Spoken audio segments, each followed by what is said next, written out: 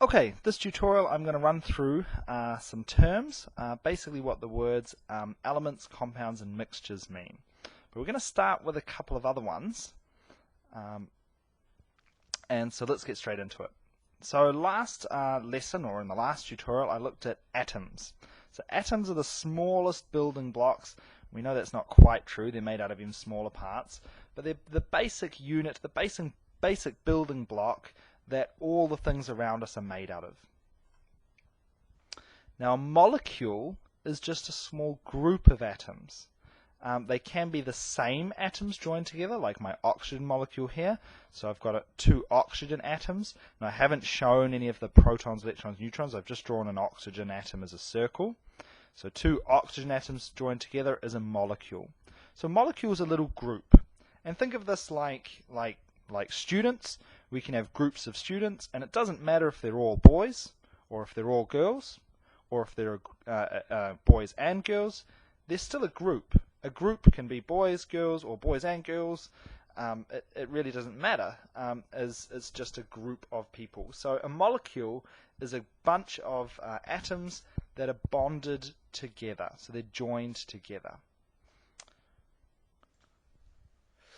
Some of the molecules that you may have heard of, or that you'll see through this, during this course, are water is H2O, so an oxygen and two hydrogens, carbon dioxide or CO2, nitrogen N2, oxygen is actually O2, a pair of oxygens together, or hydrogen.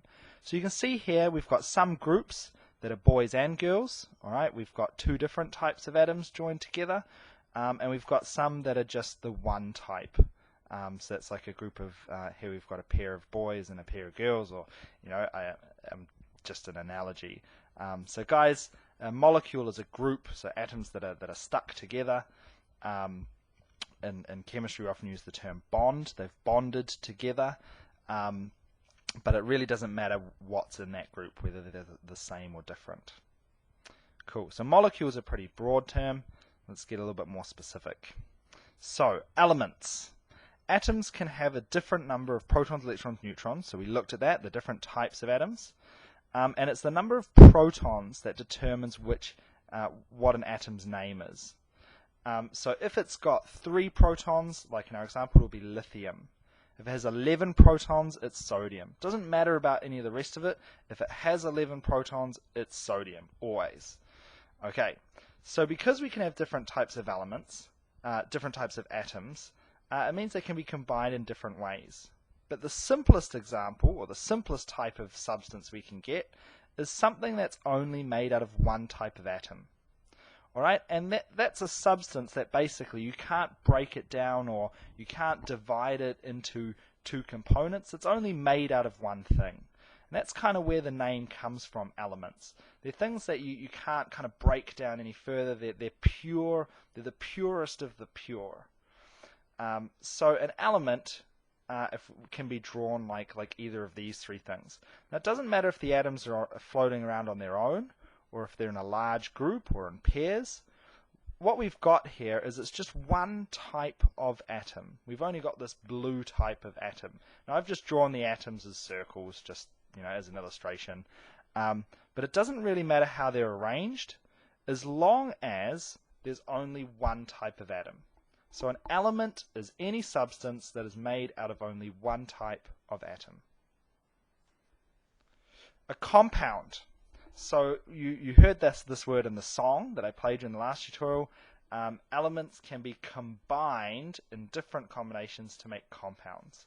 So a compound is any substance that is made out of 2 or more different atoms chemically bonded or stuck together. So you can see here we've got some pink and some blue atoms. Now guys, atoms in real life, they're not sort of coloured. They're too small to really be able to see sort of colours, but we're just using that to show them, to try and illustrate them. So again, just drawing one type of atom as a blue circle, and another type of atom as sort of a pinky or purpley colour there. So here we can see 2 different types of atoms bonded together. So this is, like I said before, we can get boys and girls, or different types of people bonding together. That would be a compound. And you may have learnt in English about compound words. are things like rainbow. Rainbow is one word, but it's actually made out of two words, rain and bow. It's kind of the same with a compound. It's one thing, but it's actually made out of two or more different types of atoms that have been now joined together. So some examples of compounds that you'll see during our course, or that you may have seen, especially if you're watching this for revision, is CO2, is carbon dioxide. That should be H2O. Sorry, the O is shifted over there. And CH4 is methane gas. MgO is magnesium oxide. Okay, before we move on, one thing that's really worth noting, guys, is that elements and compounds are considered pure substances. And the reason for that is the parts that they're made out of are still all the same. So the groups, those molecules, are all the same. In an element, they're all the same type of atom. In a compound, each part, even if the groups are made up of boys and girls, each group is kind of the same. So guys, elements and compounds, all you got to be aware of is that they're both considered pure substances. So mixtures are not pure substances. They're a little bit different. So a mixture is just any combination of elements or compounds that aren't chemically bonded together. So basically, it's if we've got some several different elements floating around kind of separately, or several compounds, or even a mixture of both. Some compounds and some elements floating around together gives us a mixture. So the biggest tip I can give you, what you should be looking for, is a mixture always has different parts, different particles. So if we look at the example down here, if you look here, we've got I can see three different particles. There's this one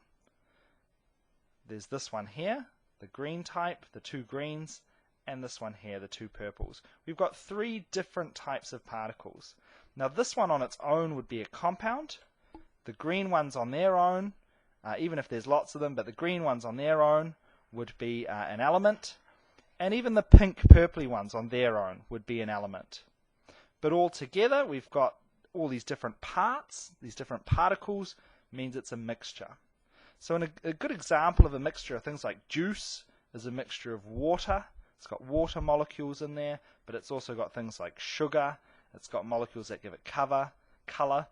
Blood is a complex mixture. It's got iron in it. You may have heard blood's got iron in it. It's definitely got some water in the blood. There'll be some sugar in your blood, your blood sugar. So those things are all mixtures. Even the air around us that we breathe is a mixture of nitrogen. So that's actually what I'm trying to show here. I'm trying to show air. So nitrogen are the green ones. All right, and most of the air around us is actually nitrogen. The pink one's oxygen, and a little bit of carbon dioxide, like this one over here, and then a few other gases too. So air is actually a mixture of those gases.